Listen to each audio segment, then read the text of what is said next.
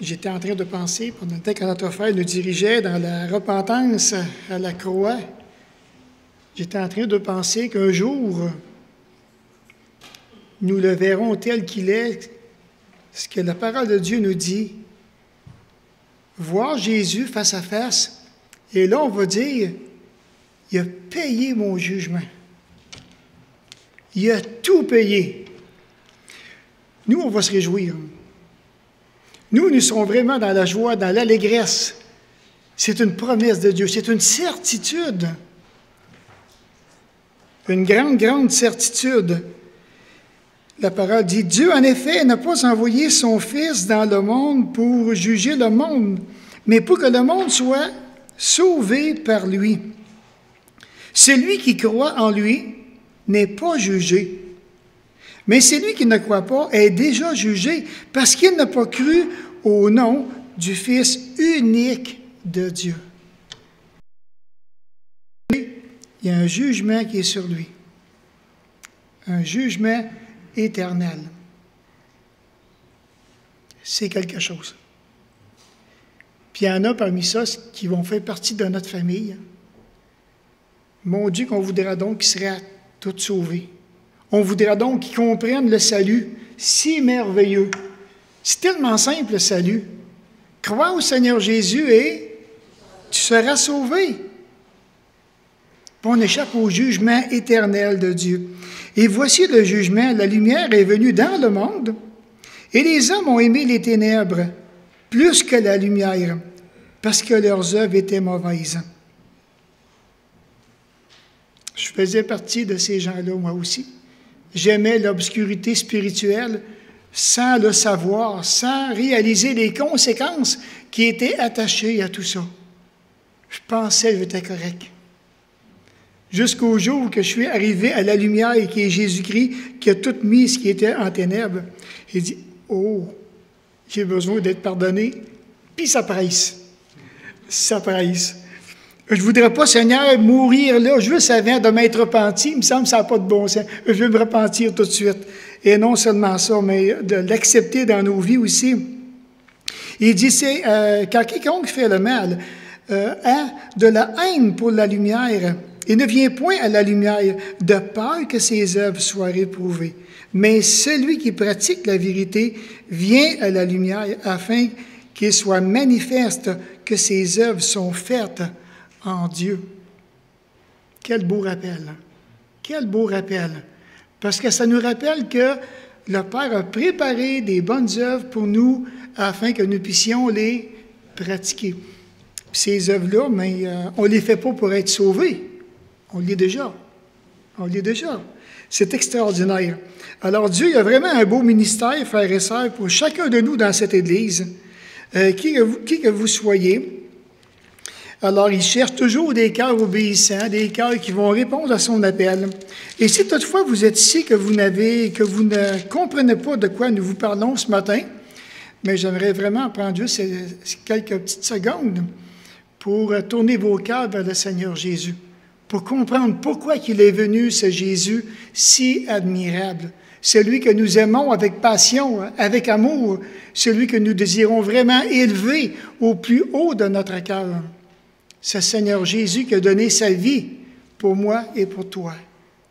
C'est Jésus qui veut t'accueillir les bras tout grands ouverts, qui veut pardonner, qui veut vraiment te donner une place auprès de lui pour l'éternité. Passe pas à côté de cela. Passe pas à côté. Et même le Père nous encourage à tourner nos regards vers Jésus. C'est lui. C'est lui. Et tournez vos regards vers Jésus, votre intelligence vers Jésus. Faites-lui confiance. Attendez-vous à lui. Et si toutefois, ce matin, il y a des gens qui sont ici, qui sont pris par la culpabilité de péché énorme dans leur vie personnelle, auquel parfois, quand on peut avoir de la difficulté à dire, bien là, je suis tout le temps pris avec ça, simplement dans un acte de foi. Seigneur, pardonne-moi. Et recevez le pardon de Dieu. Acceptez-le qui vous est pardonné. Acceptez-le. Et vous verrez comment est-ce que vous allez beaucoup mieux vous comporter par après. Parce que le fardeau sera entièrement enlevé. Et ça, c'est agréable. vivre une vie ici-bas sur terre et que Jésus ait pris tous nos fardeaux. C'est extraordinaire.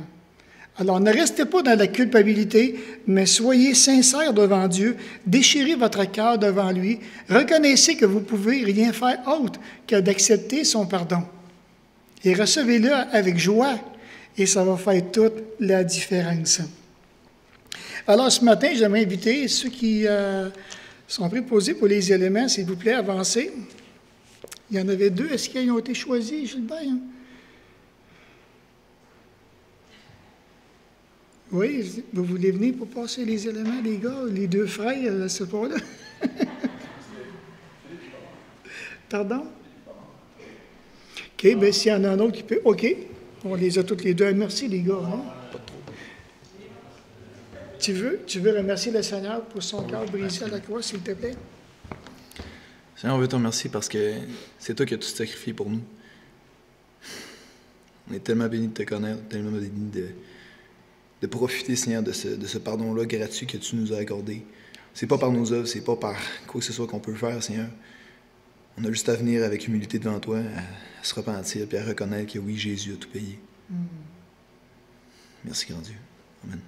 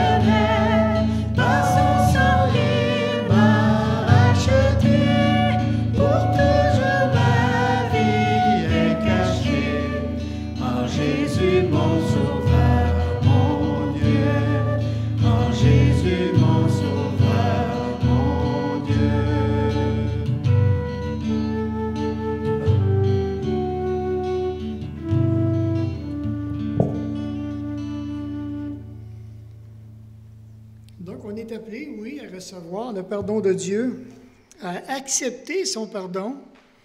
Ensuite, maintenant, qu'est-ce qu'il nous demande?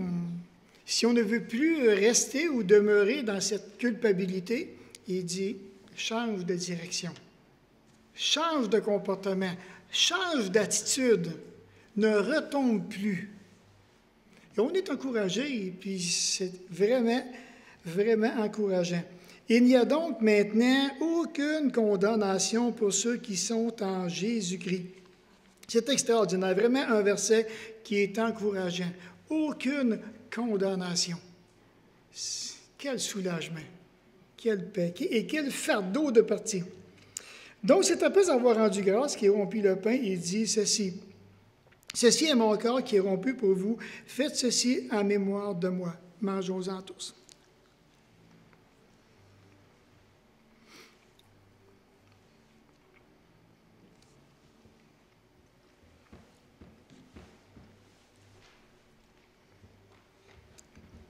Au Seigneur, en prenant le fruit de la vigne ce matin, on veut se rappeler ce que tu as fait. Verser ton sang, un sang précieux, un sang parfait, sans péché. Seigneur, merci parce que tu as pris sur toi la charge qui nous incombait. Tu as pris nos fautes afin qu'on devienne justice, afin qu'on devienne justice de Dieu par ton sang. Seigneur, ce matin, on ne veut surtout pas oublier ce qui s'est passé à la croix. Tu as été condamné à notre place. Et ce matin, on veut se le rappeler, mais aussi jusqu'à ton retour. Que nous souhaitons qu'il soit prochain en ton nom. Amen.